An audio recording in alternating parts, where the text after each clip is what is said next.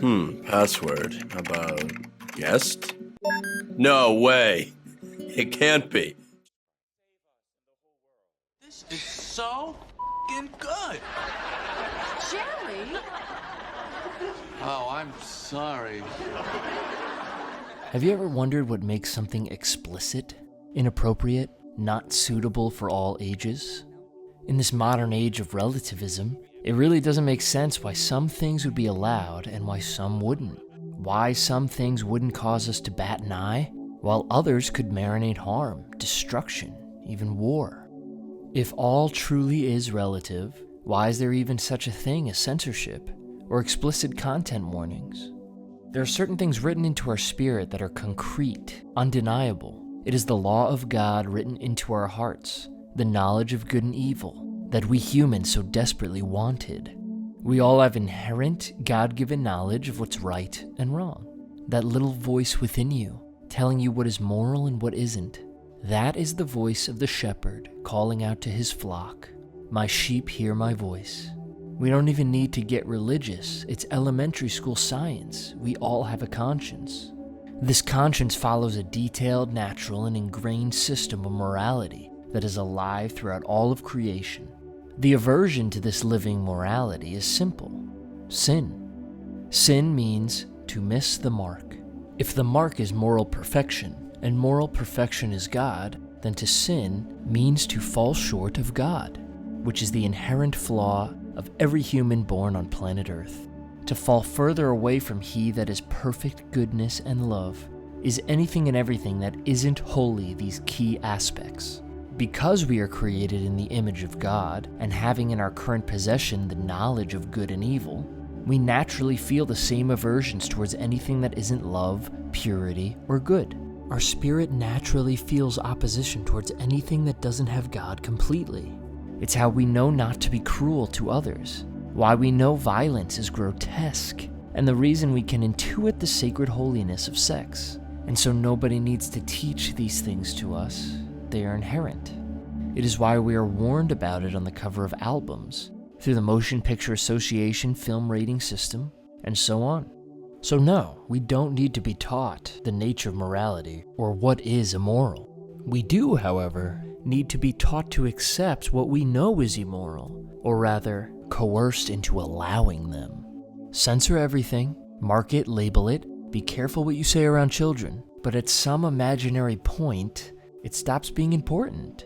All of a sudden, morality becomes relative, and we get to decide for ourselves what is moral or not in our own lives. At which point, society graciously offers us endless avenues to explore and test this notion. When exactly do we cross over that line? A line that is getting shorter, thinner, and more transparent by the day. In truth, there is something exciting about crossing over that line. Why? Why do we enjoy explicit content? Things that we weren't allowed as kids, things we shouldn't allow kids. Why do we like to destroy our own innocence? Why are we drawn to things that on its deepest unconscious level disturb us? We know it isn't allowed, shouldn't be, and yet, somehow, some way, it's being offered to us. With no much more than a warning, we are free to indulge in these acts of spiritual trauma. An argument can be made that it is in the quality of what is being presented to us that makes it so alluring. All of the clips I've been playing are from things I've thoroughly enjoyed while my conscience was dulled enough. So many of these things are objectively hilarious, thrilling, intense, or exciting, but I would argue it goes far deeper. Our souls on a spiritual battlefield on which we are getting mercilessly slaughtered. It's forbidden fruit, in which they say nothing tastes as sweet. Humans the same at the beginning as they will be in the end. We're always after the fruit from the tree of knowledge. We want to be God. Part of that defiance is the rebellion against His living morality, going against our own spirit's direction within us, snuffing it out, and choosing our own way.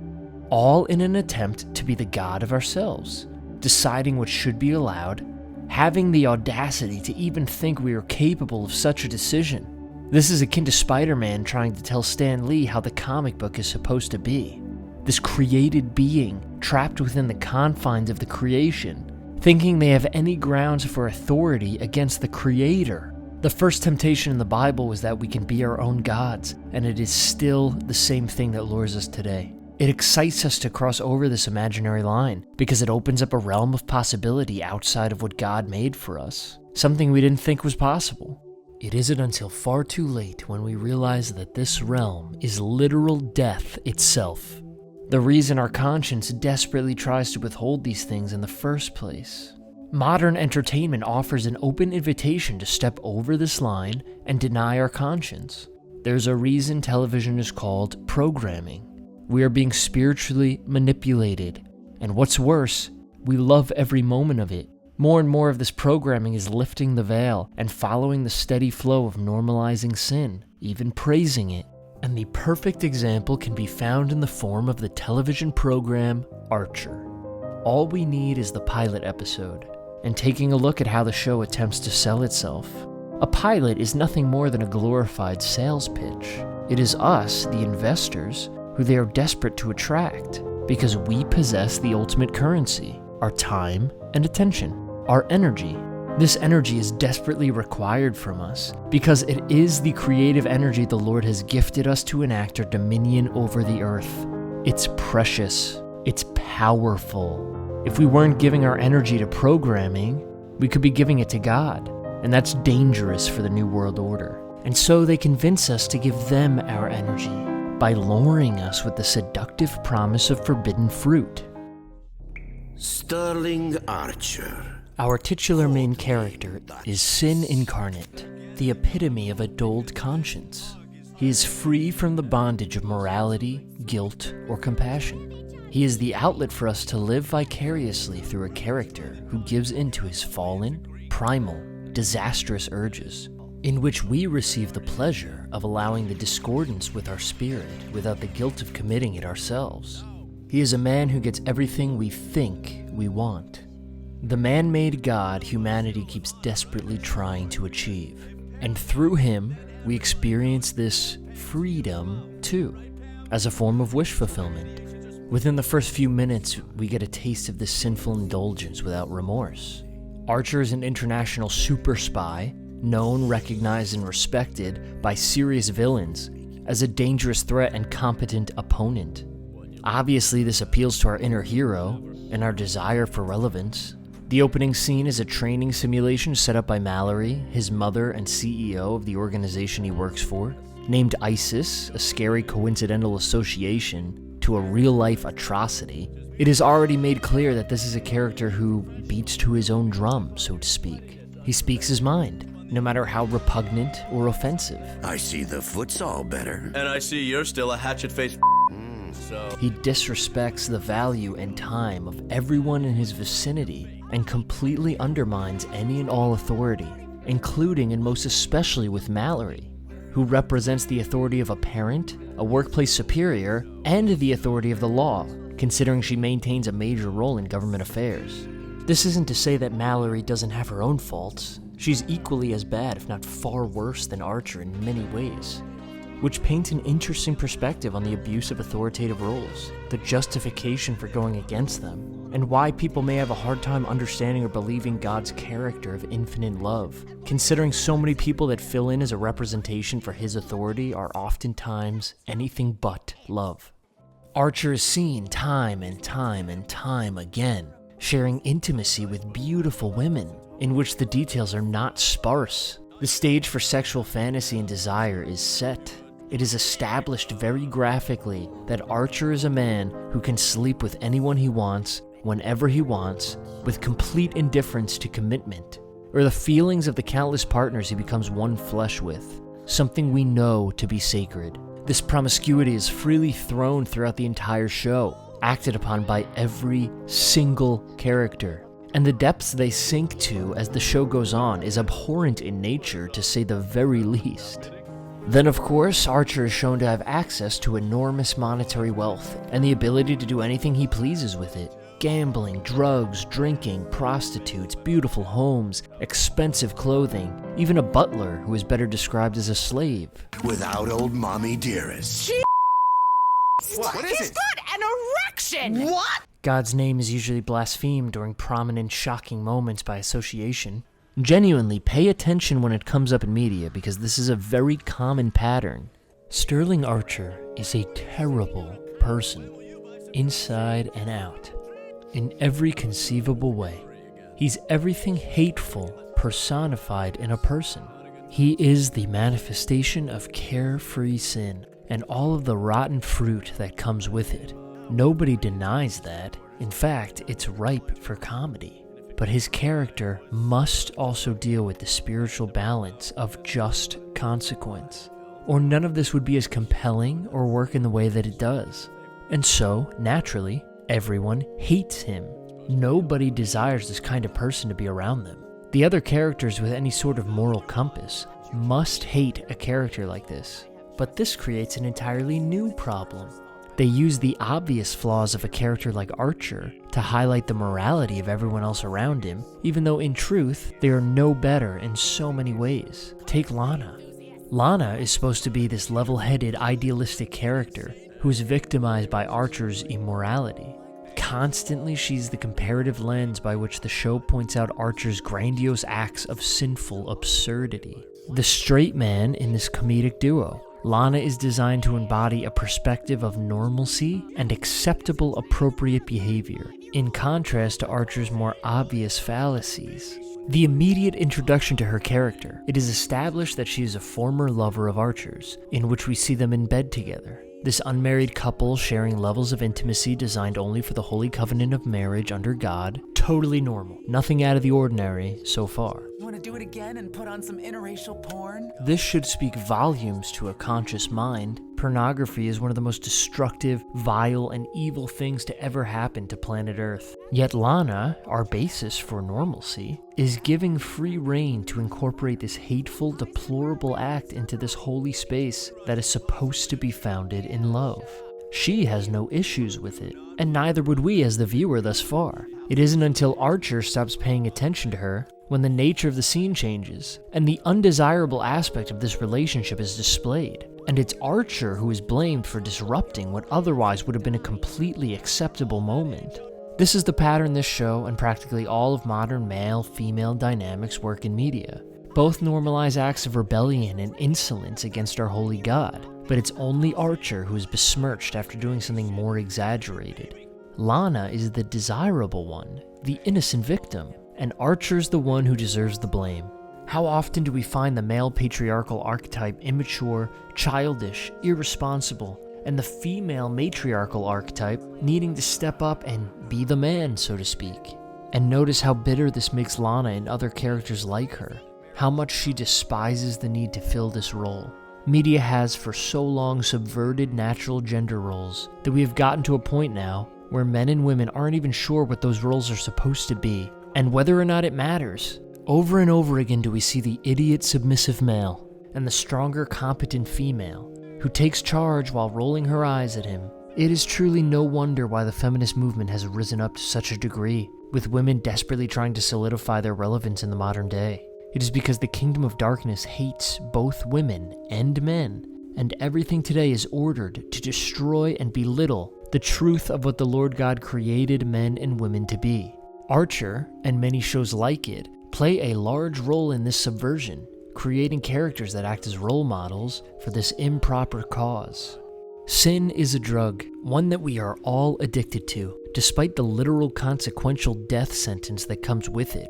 Shows like this exist to feed that addiction, and even though we know it's wrong, we feel like we can get away with it because it's being handed to us by the authority of mainstream media. Our authority figures have approved it, created it, and serve it to us. So in little moments like this, right away, we're secretly so pleased to be given an outlet to explore this sin with shame out of mind. Since we didn't come up with this, it's been given to us by the authority we've allowed to take power, because it's something we want and are so enticed by, but we know inherently in our hearts it is wrong. And perhaps that's why we've handed the reins over in the first place. Because we know otherwise, we would have to wisen up our act if our leaders maintain the same morality that we ourselves are struggling so badly to hide from. And we are fooling ourselves if we think the energetic exchange we share with this kind of media isn't affecting us. From a secular, objective point of view, Archer is a great character. As a matter of fact, from the same perspective, this entire pilot is excellent. It's extremely tight, incredibly well written, not to mention how well-rounded some of these characters already are in the first few minutes of screen time that we see, and the voice acting is absolutely top-notch. The animation isn't exactly my cup of tea, it's slightly lifeless, but the voices are so on fire that it fills in every gap of life that you're missing. I mean, come on, you have fantastic plot devices that serve both as great character building that not only works as a running joke, but comes around full circle to tie the story together. You have Archer not caring at all about Carol, Cheryl, and then needing her immediately. Because of the excellent setup, scenes like this where he takes her to lunch in order to manipulate her are automatically effortlessly funny before the scene even really starts. I will be the first to say this show is hilarious. I've seen it through a few times before I knew any better. It was really only after coming back to it now that I was able to see how my spirit was deceived and manipulated into giving itself over through the bait that it lures us with. We love these shows, these characters. Archer may be despicable, but just as many times that the characters come around to his charm, so too do we. And before we know it, we welcome in more and more of these undesirable attributes within ourselves and others around us, because it's something we've already been slowly getting more comfortable with spiritually, where the next logical step is to become comfortable with it in our physical lives as well. These characters who hijack our love have no morality barrier of any kind. They can say anything, do anything, and this is the best that they have as a sales pitch, highlighting sin. And they sell it to us by allowing us to participate passively, scratching the itch of desiring to sin without actually pulling the trigger ourselves. And it's not just Archer, I only use this as the example. You can copy and paste any of these shows or movies or games or whatever else it is. Any kind of media that follows the same master. We all know that they are countless. And if you don't think these things matter, just look at the state we are in now. The way people dress, the words we throw around freely, the momentous changes to how morality is observed and practiced. We have only just begun this descent, and there is no happy ending at the bottom. There is only hell. But that is the beautiful thing about Jesus. He's standing behind us 100% of the time, just waiting for us to turn around. People say they are dying for things. I'm dying to play this, eat that, do this. Jesus actually died. He wept and bled and suffered and died. All so that we don't have to do the same when this reality is all said and done. The devil is attempting to sell himself. This is the devil's pitch for why we should serve him as master. And yet no matter how funny or entertaining or well-crafted that these shows are, it is nothing compared to the actual life and experience that the Lord Jesus Christ has created for us. I mean, can you even fathom the incredible things that God is calling us into? Beyond the scope of our imagination? And it's the one thing that the world is desperately trying to mock and sever us from. And what's beautiful is that what God is offering is a free gift that we need only choose. Because he is so perfect and holy, these explicit crimes against holiness only muddy us up and drive us further away from the greatest thing we could ever gain in our entire lives, a relationship with God. What are we holding on to so desperately to resist something as incredible as that? A TV show? Being able to say curse words? Getting to look under someone's clothes? It's just so silly when you put it all together like that, and yet I fall victim just as badly as anybody else. These things are designed specifically and inherently to distract us and to steal us away from him. If we really want to experience what he has planned for us, the reason we were created, we need to choose to pursue that same holiness. Though it's true we can never complete the journey on our own, he will cover everything that we lack. But in order for him to work through us, to bring us to that better place we were always meant to be in, we need to clean up our act. And I know through experience how difficult that can be. Trust me. How frustrating when it feels like we aren't allowed to have any fun and turn away from so many things that we think we love and are fooled into desiring. It's a lie. and we all know it. We know that the secret pleasures offered are spirit-crushing, and please, it's time that we all face that honesty. Because in truth, by giving it up to God, we aren't actually losing anything of value. Rather, we're gaining everything that really matters in this life. Deeper love, more profound beauty, and a heart closer to that of the Almighty God. It's not a perfect road, but I'm doing everything I can to instead invest my energy into His plan, His glory, to the God of creation, the one who reigns over it all. And I am so excited to see what He has in store.